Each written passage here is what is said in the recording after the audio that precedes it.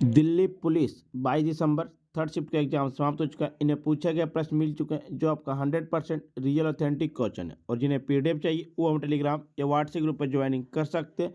Description link दे दिया गया है। चलिए आज का सेशन हम लोग स्टार्ट करते हैं। पहला प्रश्न जो आपका है कि 2011 की जनगणना के अनुसार भारत शहरों में कितनी प्रतिशत रहती है? 31.16% शहरों में रहती है। 2011 की जनगणना के अनुसार देश में कुल शहरी जनसंख्या 377 मिलियन से अधिक है, जो कुल जनसंख्या का 31.16% है।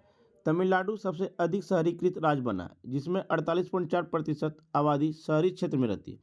इसके बाद केरल 47.7%, उसके बाद महाराष्ट्र 45.2% के साथ पीछे छोड़ दिया। 2011 की जनगणना के अनुसार देश में कुल ग्रामीण जनसंख्या 833.1 मिलियन है। हिमाचल प्रदेश 89.97% ग्रामीण आबादी के साथ सबसे अधिक ग्रामीण राज्य बन गया। इसके बाद बिहार आता है।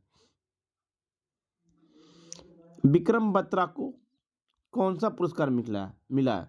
तो विक्रम बत्रा को परमवीर चक्र मिला है। कारण कारगिल युद्ध 1999 के दौरान असाधारण वीरता और नेतृत्व के लिए। यह भारत का सर्वोच्च और सबसे प्रतिष्ठित वीरता पुरस्कार है। उन्हें मरणोपरांत या मृत्यु के बाद यह सम्मान दिया गया।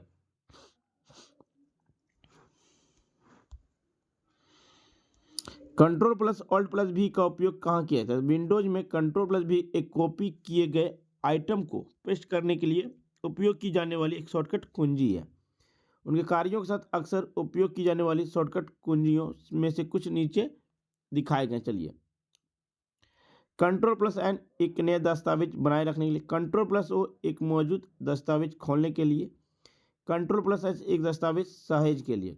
F12 इस रूप में सहेज संवाद बॉक्स खोलें। कंट्रोल प्लस डब्ल्यू एक दस्तावेज को बंद करें।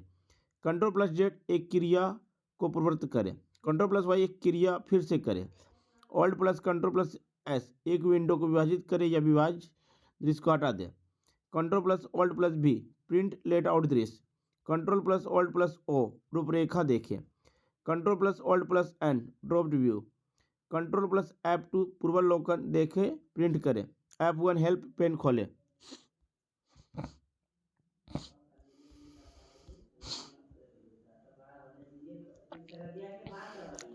2007 के राष्ट्रीय खेल कहाँ हुआ था? गुवाहाटी असम में। गुवाहाटी असम मुख्य स्थल इंदिरा गांधी एथलेटिक स्टेडियम 9 फरवरी से 18 फरवरी 2007 तक हुआ। संस्कृत 33वें राष्ट्रीय खेल था। उद्घाटन सोनिया गांधी ने किया। 36वें राष्ट्रीय खेल 2022 में गुजरात में हुए। 37वें राष्ट्रीय खेल 2023 गोवा में आयोजित किए गए थे। 38वें राष्ट्रीय खेल 2024-25 में उत्तराखंड में संपूर्ण जनवरी फरवरी 2025 में हुआ था। 39वां राष्ट्रीय खेल 2027 में मेघालय में आयोजित किया जाएगा। काली मिट्टी के लिए अच्छी फसल कौन सी? कपास है। मिट्टी की बनावट अत्यधिक उपजाऊ होती है। कैल्शियम कार्बोनेट में मैग्नीशियम, पोटास और चूने में समृद्धि होती है। नाइट्रोजन फास्फोरस में मंद होती है। अत्यधिक नमी अत्यधिक संघनन और दृढ़ होती है। काली मिट्टी के लिए कपास सबसे उपयुक्त नकदी फसल है। भारत में कपास का सबसे बड़ा उत्पादक महाराष्ट्र है, जिसके बाद गुजरात और तेलंगाना है। विश्व में कपास का सबसे बड़ा उत्पादक भारत है, जिसके बाद चीन, संयुक्त राज्य अमेरिका है। नकदी फसल को लाभ फसल के रूप में भी जाना जाता है। यह कृषि फसल है जिसे लाभ के लिए बेचने के लिए उगाया जाता है। नकदी फसल के कुछ उदाहरण चाय, कॉफी, रबड़, नारियल और मसाले। भारत में पाई जाने वाली काली मिट्टी में एल्युमिनियम, मैग्नीशियम, लाइम, कैल्शियम और आयरन जैसी धातुओं में समृद्धि होती है। यह फास्फोरस, पोटेशियम, नाइट्रोजन कार्बनिक पदार्थों में असमृद्ध है। काली मिट्टी को रेगुलर काली कपास मिट्टी भी कहा जाता है, क्योंकि कपास इन मिट्टियों पर उगाई जाने वाली सबसे महत्वपूर्ण फसल है। यह मिट्टी मुख्य रूप से तमिलनाडु, महाराष्ट्र, गुजरात, मध्य प्रदेश, आंध्र प्रदेश, कर्नाटक कुछ हिस्सों में पाई जाती है। इसकी जल धारणा क्षमता सबसे अधिक है और काली मिट्टी की बनावट चिकनी मिट्टी जैसी है। सूरज के आसपास सबसे पहला ग्रह कौन सा हो घूमता है? तो बुध ग्रह। बुध सूर्य से सबसे छोटा और निकटतम ग्रह है। इसका कोई चंद्रमा ग्रह नहीं है। सौरमंडल में सूर्य ग्रह, बुध, शुक्र, पृथ्वी, मंगल, बृहस्पति, शनि, यूरेनस और नेपच्यून जैसे तारे शामिल है। इसमें ग्रहों के उपग्रह, कई धूमकेतु, क्षुद्र और उल्कापिंड भी शामिल है। सूर्य सौरमंडल के सही पदार्थ को 99.85% हिस्सा है। यह हाइड्रोजन और हीलियम से बना है। सूर्य के मूल में नाभिकीय संलयन उसकी सारी ऊर्जा का स्रोत है। सूर्य की चमकती हुई सतह को ब्रह्म प्रवाह मंडल कहा जाता है। ग्रहों के बारे में जान लेते हम लोग से। सबसे बड़ा ग्रह बृहस्पति, सबसे बड़ा उपग्रह गैनीमेड, हरा ग्रह यूरेनस, सौरमंडल का निकटतम तारा प्रोक्सिमा सेंटूरी, सबसे ठंडा ग्रह यूरेनस, सब सूर्य से सबसे दूर का ग्रह नेपच्यून, सबसे अधिक उपग्रह वाला ग्रह शनि, सौरमंडल में सबसे अधिक तेज चक्कर बुध द्वारा की जाती है, सबसे गर्म ग्रह शुक्र, बृहस्पति द्वारा सौरमंडल में सबसे तेज घूर्णन, पृथ्वी के निकटतम ग्रह शुक्र, सूर्य के निकटतम ग्रह बुध है, लाल ग्रह मंगल है, सौरमंडल में सबसे धीमी चक्कर नेपच्यून लगाता है, सौरमंडल सबसे धीमा चक्कर शुक्र लगाता है, सबसे छोटा ग्रह बुध है, टाइटन पर पृथ्वी जैसा पर्यावरण है।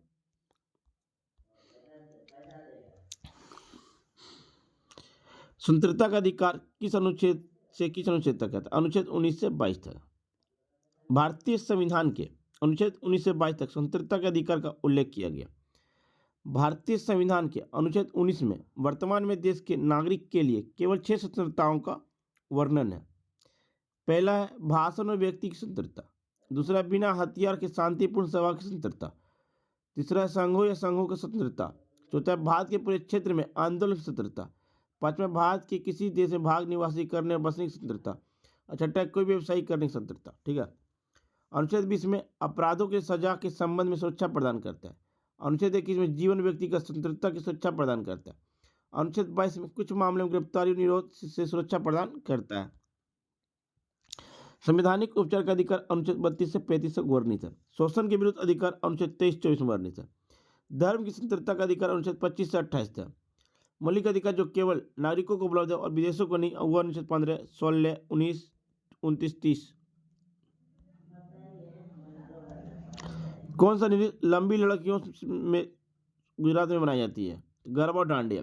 नवरात्रि एक नवरात्रि के त्यौहार है जो मुख्य रूप से भारत की गुजरात में मनाया जाता है, जो देवी दुर्गा जी का पूजा के समर्पित है। गरबा नवरात्रि के दौरान किए जाने वाले एक पारंपरिक लोक नृत्य है।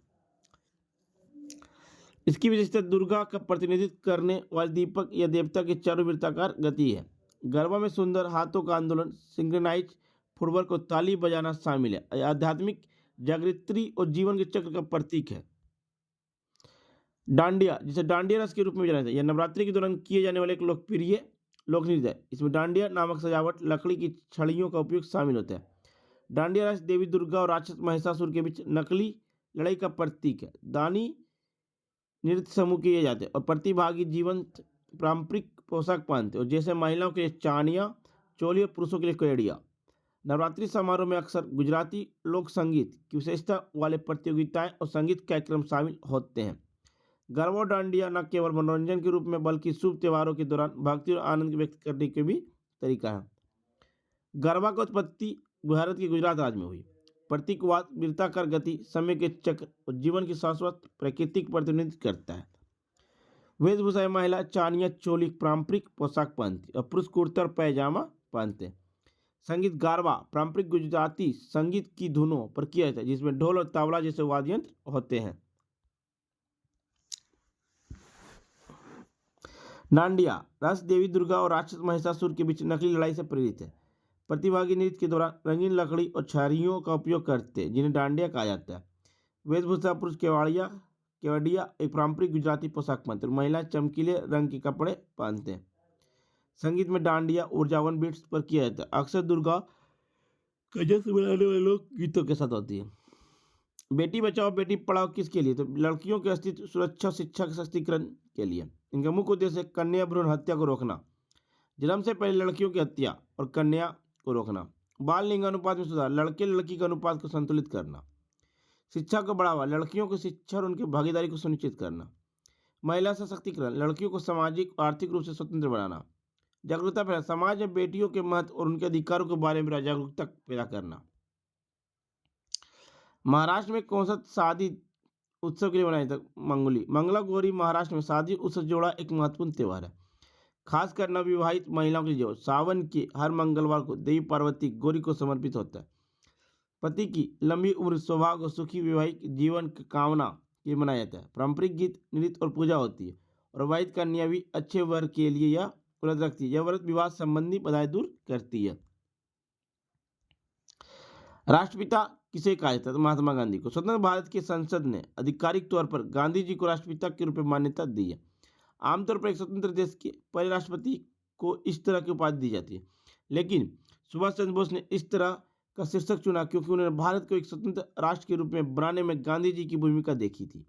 नेताजी सुभाष चंद्र बोस 6 जुलाई 1944 को आजाद हिंद रेडियो से महात्मा गांधी को राष्ट्रपिता कहने वाले पहले व्यक्ति थे। उन्हें फ्री इंडिया सेंटर जर्मनी से प्रसिद्ध नारा जय हिंद दिया। उन्हें स्वतंत्र सेना का गठन किया जिसमें हिटलर की मदद से भीमराव अंबेडकर उन्हें भारतीय संविधान का जनक मानते थे। वह भारत संविधान के मुख्य वास्तुकार थे। उन्हें 1947 के संविधान में मसौदा समिति का अध्यक्ष नियुक्त किया गया। वे भारत के पहले कानून मंत्री थे। स्वामी विवेकानंद 1863 में जन्म हुआ। उन्होंने मई 1857 में रामकृष्ण मिशन की स्थापना की। उनकी मृत्यु सिद्धू में पश्चिम बंगाल के बेलूर मठ में हुई। वह रामकृष्ण परमहंस से प्रभावित थे जो उनके गुरु भी थे। महात्मा देव गोविंद रनाडे वह भारत के महाराष्ट्र के चिंतित पावन ब्राह्मणों में से एक थे जो उच्च न्यायालय बंबई के न्यायाधीश थे। वह एक प्रसिद्ध इतिहासकार सामाजिक और थे। 1980 में कितने बैंकों का राष्ट्रीयकरण हुआ? 6 निजी बैंकों का। 15 अप्रैल 1980 को 6 भारतीय बैंकों का राष्ट्रीयकरण किया गया। राष्ट्रीयकरण स्वामित्व का हस्तांतरण और निजी हाथों से राज्यों में एक उपकरण प्रबंध है। वर्ष 1969 में पारित अध्यादेश के जरिए भारत में बैंकों का राष्ट्रीयकरण किया गया। इंदिरा गांधी प्रधानमंत्री थी जिन्होंने भारत में बैंकों का राष्ट्रीयकरण किया गया। बैंकों का पहला राष्ट्रीयकरण 19 जुलाई 1969 को हुआ। 1969 में 14 बैंकों का राष्ट्रीयकरण किया गया। उन बैंकों पर आधारित था जिनकी जमा राशि से अधिक 50 करोड़ रुपए। दूसरी बार सरकार ने 15 अप्रैल 1980 को बैंकों का राष्ट्रीयकरण किया। 1980 में 6 बैंकों का राष्ट्रीयकरण किया। यह उन बैंकों पर आधारित था जिसकी जमा राशि 200 करोड़ रुपए से अधिक है। दिल्ली के वर्तमान मुख्यमंत्री कौन है? रेखा गुप्ता। न्यू लाइट पुस्तक के लेखक कौन है? शिव शंकर गुप्ता। जो 25-26 में कार्यकाल के लिए भारतीय उद्योग परिसंघ के अध्यक्ष रूप में किसे नियुक्त किया गया? राजीव मानी को। राजीव मानी वर्तमान में EY इंडिया के अध्यक्ष जो प्रमुख पेशेवर सेवा फर्मों में से एक है। उन्हें 2025-26 के कार्यकाल के लिए भारतीय उद्योग परिसंघ के अध्यक्ष रूप में नियुक्त किया गया।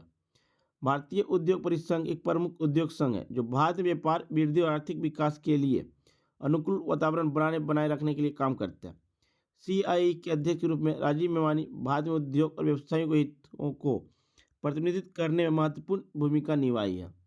उनकी नेतृत्व क्षमता से भारतीय अर्थव्यवस्था को मजबूत करने, निवेश, नवाचार, स्थिरता को बढ़ावा देने पर ध्यान केंद्रित किया गया। इसकी स्थापना 1895 में हुई थी। इसका मुख्यालय भारत के नई दिल्ली में स्थित है। किस एशियन गेम में भारतीय हॉकी टीम ने अपना पहला गोल्ड मेडल जीता? स्वर्ण पदक 1966 में बैंकॉक थाईलैंड में जीता।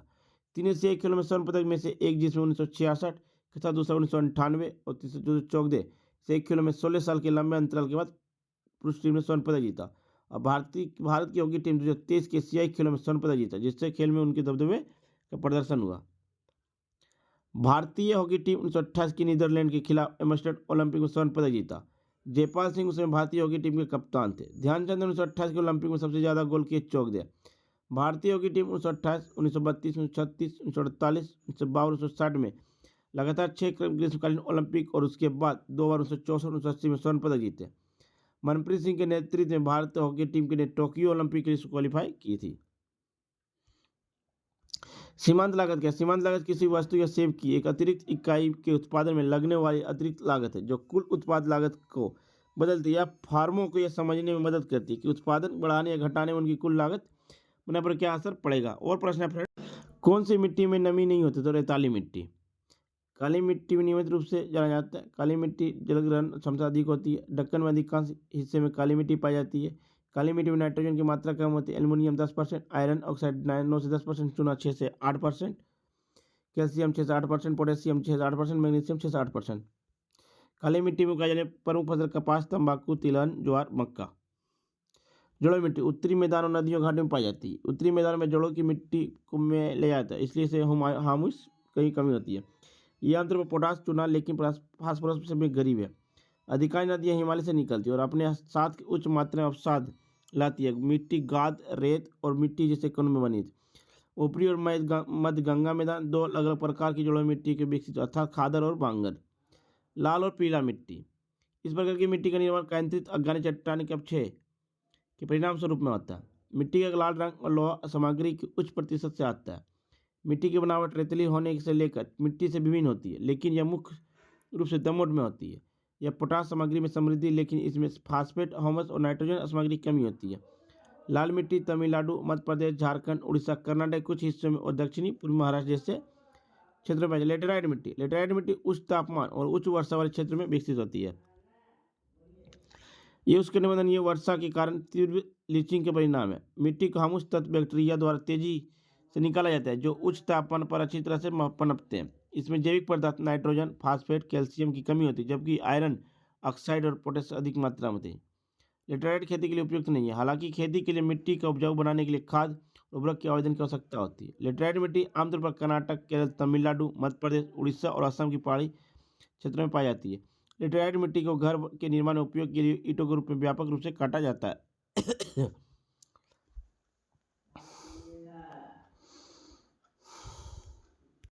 कुन्नूर राष्ट्रीय उद्यान हाल ही में किस कारण से प्रसिद्ध हुआ? तो चीता का पुनः आगमन हुआ है मध्य प्रदेश में, अफ्रीका से लाया गया। कुन्नूर राष्ट्रीय उद्यान भारत के मध्य प्रदेश में स्थित एक राष्ट्रीय उद्यान है। वन्यजीव अभ्यारण्य उपयुक्त आवास और शिकार आधार के कारण इसे भारत में चीते का पुनः लाने के लिए स्थान रूप में चुना गया।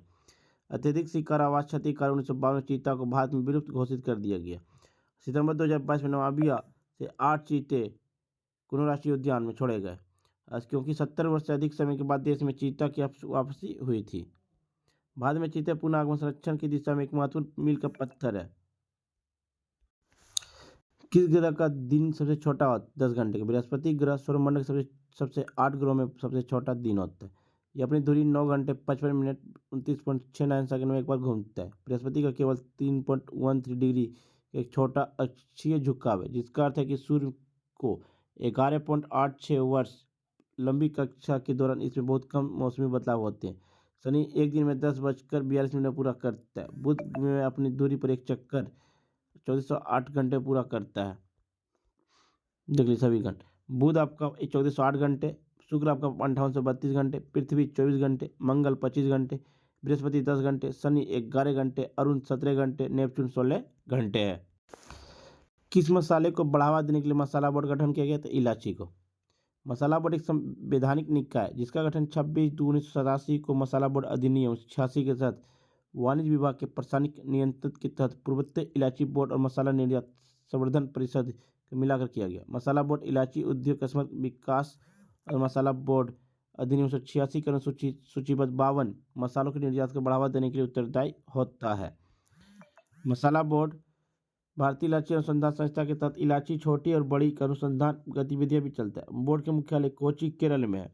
मसाले फ्लेवोराइट ब्रांड के तहत बेचे जाते हैं। भारतीय मसाला बोर्ड ने भारतीय को देश की समृद्धि मसाला विरासत के बारे में शिक्षित करने के लिए स्पाइस ट्रेन नाम से एक ऑनलाइन अभियान भी शुरू किया है। सीआरपीएफ के वर्तमान में डीजी कौन थे? ज्ञानेंद्र प्रताप सिंह, जो केंद्रीय रिजर्व पुलिस सीआरपीएफ के नए महानिदेशक नियुक्त किया गया। ग्लोबल इनोवेशन इंडेक्स 2025 में किस देश ने पहला स्थान हासिल किया? स्विट्जरलैंड ने।